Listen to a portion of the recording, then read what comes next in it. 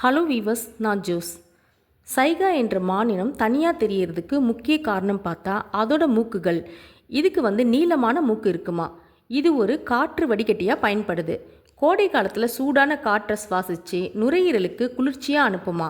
அது மட்டும் இல்லைங்க, இதே மாதிரி குளிர்காலத்தில் குளிர்ச்சியான காற்றை சுவாசித்து சூடான காற்றை அதோட நுரையீரலுக்கு அனுப்புமா. குளிரை தாங்கிறதுக்காகவே குளிர்காலத்தில் இதோட முடிகள் அடர்த்தியாக வளருமா. கோடை காலம் வந்ததும் எல்லா முடிகளும் கொட்டிருமா. கோடை காலமில் இதோட முடிகள் பார்த்தா மஞ்சள் சிவப்பு நிறத்தில் இருக்குமா. இப்படி சீசனுக்கு ஏற்ற மாதிரி தன்னை மாற்றிக்குமா இந்த சைகா மான்கள்.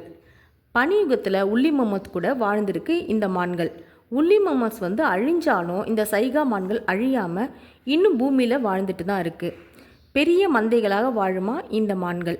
பழங்காலத்தில் யுரேஷியா புல்வெளிகளில் பரவலாக வாழ்ந்துட்டு இருந்த இந்த சைகா மான்கள் இப்போ பார்த்திங்கன்னா கார்பாத்தியன் மலை அடிவாரத்திலையும் மங்கோலியா மற்றும் கஜகஸ்தான் பகுதிகளிலும் காணப்படுது. 2001 இந்த வகை மான்கள் அழிய நிலை ஏற்பட்டதுனால IUCN சிவப்பு பட்டியலில் சேர்க்கப்பட்டுச்சு.